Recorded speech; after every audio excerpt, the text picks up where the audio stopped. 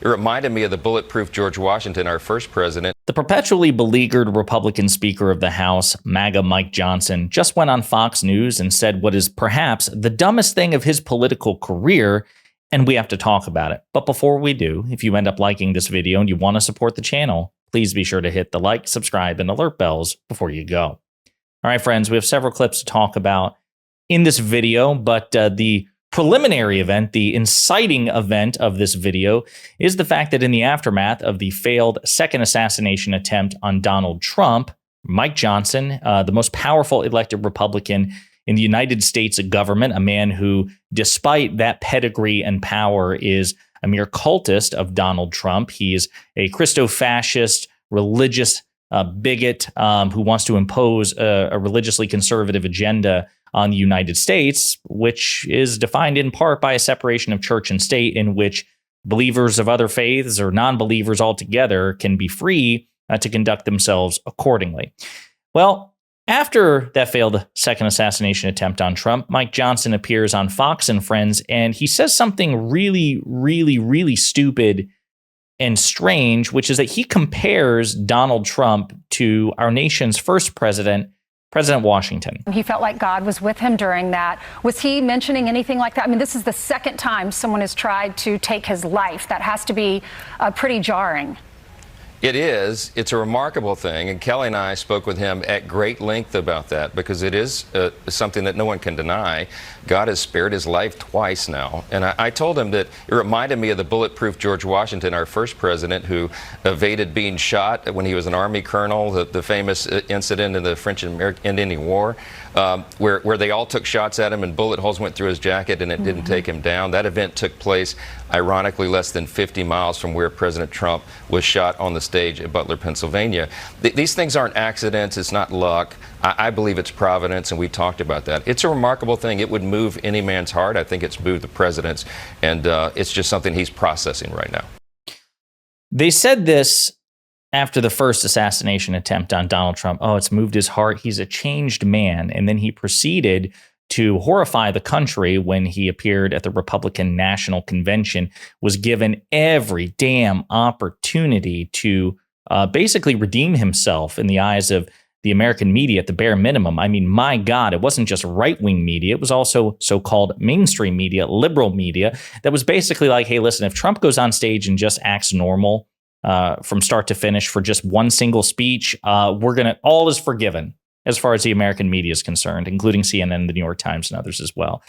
But he couldn't make it but 10 minutes into that speech before he went off on wild tangents, non sequiturs, and engaged in the same sort of incendiary authoritarian rhetoric that we all knew from Trump prior to the assassination attempt. So this idea that he's a changed man now, not buying it. And the bar should be substantially higher. I hope that the media expects more and better out of Donald Trump and doesn't simply offer him redemption on a silver platter. But the comparison that Mike Johnson had the audacity to make between Donald Trump and President George Washington, that was not an accident. He could have waxed poetic about all sorts of things, about the near miss on Donald Trump's life, which, by the way, again, the second would-be assassin did not shoot Donald Trump or even shoot at Donald Trump. He was identified, neutralized, disarmed, and taken into custody before he could even attack the former president, which is great. But to compare that to even the specific event of Washington actually being shot at, dodging all the bullets or all the bullets missing. But Mike Johnson is not stupid. What he said was profoundly stupid and dishonest, but Mike Johnson's a very smart man, former constitutional scholar, even though he was willing to suborn that for purely cynical reasons to help Trump try to steal the 2020 election from President Biden. He's a man who is very deliberate in his speech. Mike Johnson was deliberately evoking the nation's first president because he recognizes that George Washington's reputation still matters quite a bit to Americans. And so I think that we need to talk about that sort of dishonesty, because I've mentioned this before in multiple videos, but as a political science nerd, I hesitate to say political scientist, even though I got my degree in it, and even though I do political commentary professionally. But as somebody who studied political science and has read quite a bit about American history and the history of the founders, the comparison to Washington is offensive, because George Washington, in my opinion, is our greatest and most important president. With all due respect to Presidents Lincoln and Delano Roosevelt, I think that Washington is still supreme in that respect in terms of being a statesman, and more importantly, his relationship with power, which we'll get into. And to compare Trump to Washington is really gross. So I'll remind you what President Washington said in his farewell address, because he all but named Trump. He all but gave Trump Social Security number.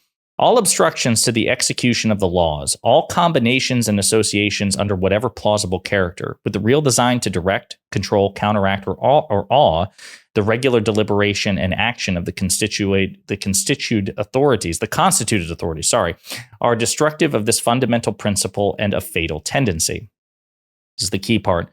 They serve to organize faction, to give it an artificial and extraordinary force, to put in the place of the delegated will of the nation, the will of a party, often a small and artful and enterprising minority of the community, and, according to the alternate triumphs of different parties, to make the public administration the mirror of the ill-concerted and incongruous projects of faction, rather than the organ of consistent and wholesome plans digested by common councils and modified by mutual interests. He's warning against the dangers of parties and partisanship, and how a small, artful, enterprising minority, the Republican Party in today's climate, can create an artificial and extraordinary power. However, combinations or associations of the above description may now and then answer popular ends, they are likely, in the course of time and things, to become potent engines by which cunning, ambitious, and unprincipled men will be enabled to subvert the power of the people and to usurp for themselves the reins of government, destroying afterwards the very engines which have lifted them to unjust dominion. So he was warning about the dangers posed by a demagogue at the head of a populist movement, which represents, again, a motivated, artful, enterprising, but minority faction of the community. That is Donald Trump, and that is the Republican Party. 250 years before Donald Trump, the first president of the United States, saw this coming. I want to read a couple more things, but I'm also going to play a clip here. Congresswoman Liz Cheney, because she also made a similar point during one of the January 6th public hearings towards the end. There in the rotunda, these brave men and women rested beneath paintings depicting the earliest scenes of our republic, including one painted in 1824 depicting George Washington resigning his commission, voluntarily relinquishing power, handing control of the Continental Army back to Congress. With this noble act, Washington set the indispensable example of the peaceful transfer of power, what President Reagan called nothing less than a miracle.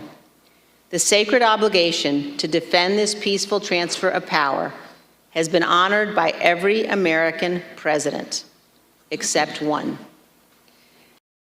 Correct. That is why it is a lie, and an offensive lie at that, to ever compare Donald Trump to President Washington. 100%. I also want to remind people, too, of Alexis Coe is somebody I've mentioned before. She's a historian.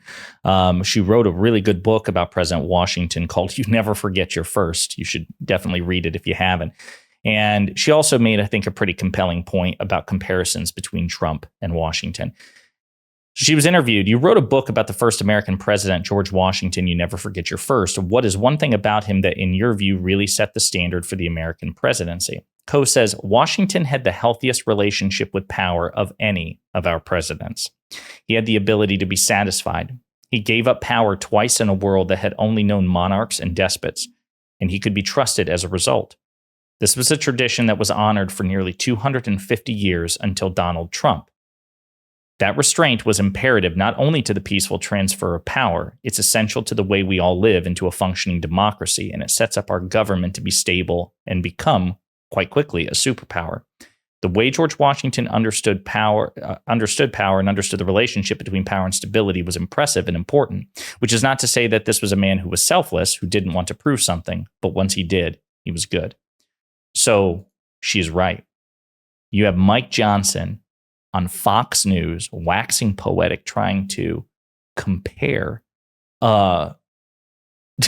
the least Washingtonian president to the first, and I would argue greatest president that we've ever had. The one who had, in the words of Alexis Coe, the healthiest relationship with power. She wrote an op-ed, I should say, in the aftermath of the January 6th insurrection on the Washington Post. Wednesday, in a craven last-ditch effort to prove their loyalty to President Trump, a contingent of Republicans from both houses of Congress objected to the ministerial, almost purely ceremonial counting of Electoral College votes, their wooden performance quickly outdone by a pro-Trump mob that stormed the Capitol in a violent scene most Americans never thought they'd see in their country. It's a meltdown that came in part because of blind allegiance to Trump, in part because of blind allegiance to the Republican Party rather than adherence to principle, and because, in the span of a few years, allegiance to Trump became the GOP's only real litmus test. George Washington warned us this could happen. Our nation's first president wanted to unite Americans, and he believed political factions and parties were antithetical to that goal. He was the only president to avoid claiming one. The Constitution, of which he was the first signer, doesn't require the formation of parties. If anything, it suggests that working with one's political rivals is part of the deal of American democracy. Until 1804, the president was assigned a vice president by the electorate. Even if the runner-up was opposed to every single one of the winner's policies, he was automatically the first in the presidential line of succession. That meant that President Washington was stuck with President Adams, who seemed to think the first order of business was figuring out formalities, arguing in New York, the first seat of government, that the nation's highest executive should be called His Highness, the President of the United States of America, and protector of the rights of the same. Washington, who had rid the country of monarchical rule, wanted no such honorific and was mortified such a suggestion was made on his behalf. And then she goes into the details about the importance of his farewell address. Listen, Washington was obviously not perfect. He committed enormous sins, not the least of which was he was a slaver. So you should definitely read that book. You Never Forget Your First by Alexis Coe. And it addresses all of this, the good, the bad, everything in between of Washington. But let's be very clear. As far as statesmanship is concerned, as far as political leadership is concerned, Donald Trump doesn't belong in the same damn sentence as George Washington, unless that sentence is that Donald Trump doesn't belong in the same sentence as George Washington. And for Mike Johnson to make that odious comparison on Fox News is really despicable. And it's probably the dumbest thing he's ever said in his political career. And he should know better. And in the meantime, you let me know what you think in the comments.